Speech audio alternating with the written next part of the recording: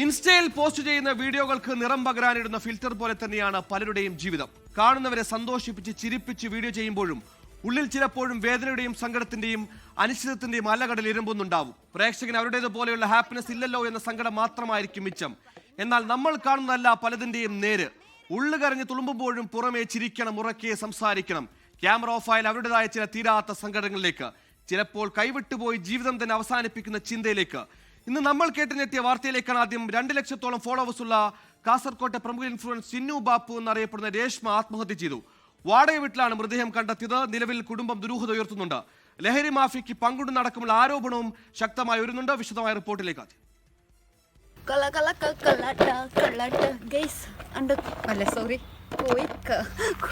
അപ്പൊ ഇന്നൊരു കൊയ്ക്ക ബറവ് ഗൈസ്, കൊയ്ക്ക പറഞ്ഞത് ഇത്. ഇനി നിങ്ങൾ അവിടെ എന്ത് പറയുന്ന കമന്റ് ഇടാ. ഇതൊരു ബറവാക്കുന്ന നേരെ നമുക്ക് വീഡിയോയിലേക്കാം. നീ പറയണ്ട, ഞാൻ എടുക്കും.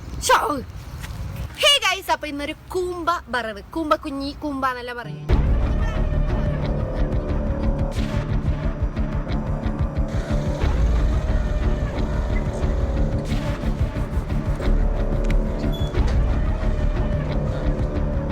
ഇൻസ്റ്റഗ്രാമിലും യൂട്യൂബിലും ചിന്നു പാപ്പു എന്ന പേരിൽ സജീവമാണ് 25-കാരിയായ യുവതി.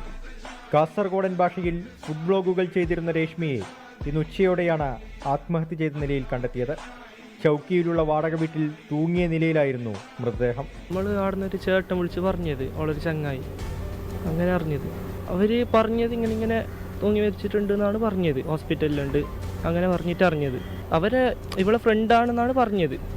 ഫ്രണ്ട് വേറെ നമുക്ക് അവനെ അറിയില്ല ആരെയെന്ന്. ഉച്ചക്ക് 2 മണിയാകുമ്പോൾ വിളിച്ചിട്ട് പറഞ്ഞു ഇങ്ങനെ സംഭവം എന്ന് പറഞ്ഞു. എൻ്റെ ഭാര്യ വിളിച്ചിട്ട് പറഞ്ഞിട്ടാണ് എനിക്ക് അറിഞ്ഞത്. ഇവിടെ വന്ന് നോക്കുമ്പോൾ സംഭവം ഇങ്ങനെ. ഒന്നാമത് നമ്മൾ റൂമിലേക്ക് പോയിട്ടില്ലല്ലോ. നമ്മൾ വിവരം അറിഞ്ഞാണെങ്കിൽ നമ്മൾ വന്നത് എടുക്കാൻ ഇവിടെയാണ് ബോഡി ഉണ്ടായത്. 5 വർഷം മുൻപാണ് യുവതി വിവാഹിതയായത്. 1 വർഷം മുൻപ് വിവാഹബന്ധം ഉപേക്ഷിച്ച് തനിച്ചായിരുന്നു താമസം. രേഷ്മയുടെ മരണത്തിൽ ദുരൂഹത ആരോപിച്ച് കുടുംബം രംഗത്ത് വന്നിട്ടുണ്ട്. മരണവിവരം വിളിച്ചറിയിച്ച സുഹൃത്തുക്കളെ ഉൾപ്പെടെ പോലീസ് ചോദ്യം ചെയ്തു. യുവതിയുടെ മരണത്തിന് പിന്നിൽ ലഹരി മാഫിയയ്ക്ക് പങ്കുണ്ടോ എന്നും അന്വേഷണ സംഘം പരിശോധിക്കുന്നുണ്ട്. വീട്ടില് ബായന്റെ കൂമ്പ കുഞ്ഞിണ്ടെങ്കിൽ എല്ലാവരും ട്രൈ ആക്കാം. സിമ്പിളായിട്ട് നമുക്ക് ഒരു 5 മിനിറ്റിലാക്കാൻ കഴിയുന്ന ഒരു കറിയാക്കാം. അപ്പൊ ഗൈസ്, ടാറ്റാ. 24 കാസർഗോഡ്. ലോകത്തെവിടെയായാലും ഏത് സമയത്തും 24 വാർത്തകളും ഓഗ്മെന്റഡ് റിയാലിറ്റി പാക്കേജുകളും എക്സ്പ്ലെയിനറുകളും വിശദമായി കാണാൻ ഞങ്ങളുടെ യൂട്യൂബ് ചാനൽ നിങ്ങൾക്ക് സബ്സ്ക്രൈബ് ചെയ്യാം.